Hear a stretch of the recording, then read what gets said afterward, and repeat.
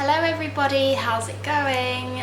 Today, macarons, as promised. I've currently got some cakes in the oven, so I can't really do the macarons yet, but I've already whisked up my egg white, so I'm about to fold in my ground almonds and icing sugar. This is not going to be a tutorial on how to make macarons because I have already done one of those and I'll link it at the top of the screen or in the description below, but I thought I'd show some of the process anyway, and then later on maybe we will decorate a cake with them. I've got my whisked up egg whites in there. I'm not going to hold it above my head because it will probably fall on my head. So we're going to add those to our ground almonds and icing sugar, which I have sifted so it's nice and fine.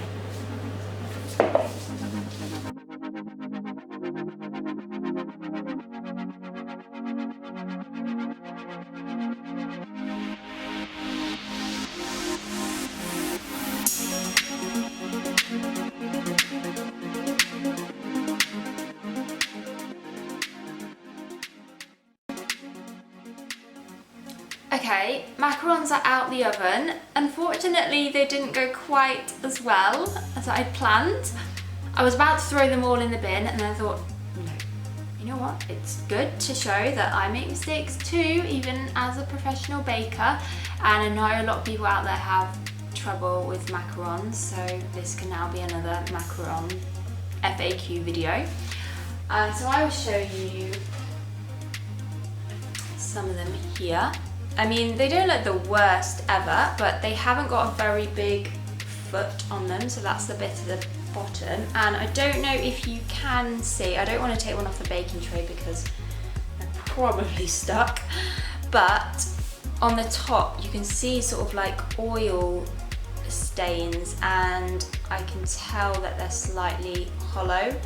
So that's basically from the nuts, and normally this happens when you over mix it, which I think is what I did. I think I just tried to do too many things at once, and I was filming a video for this, I was filming a video for Instagram, and yeah, so over mixing will cause oil stains on the top of your macarons, and it will also make them a little bit flat, so they'll spread too much and won't rise up.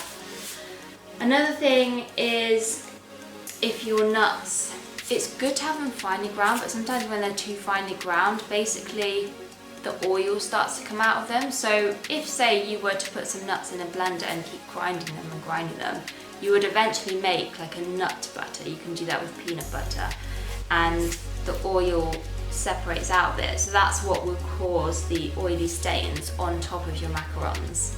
Another thing that can cause the oil stains on top is if the ground almonds are basically like exposed for too long at room temperature. Sorry, there's a lot of work going on outside. And in here it's quite warm at the moment, and so that could have been a possible cause for this.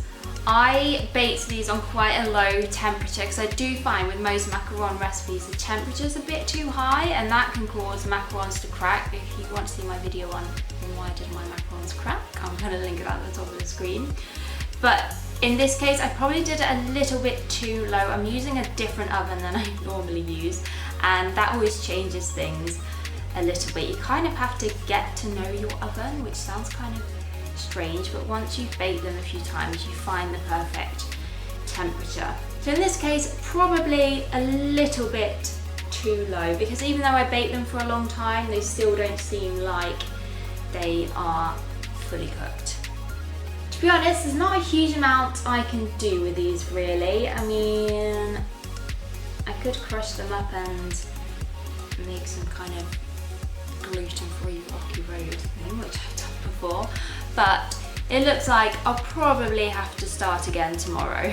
Never mind, it's not the end of the world, life goes on. I've had lots of baking failures in the past when I was first starting out, and back then I probably would have cried about it, but you know, you learn to deal with these things, and rather than seeing it as a failure, just see it as an experiment that didn't go quite right, but each time you fail, you learn from it.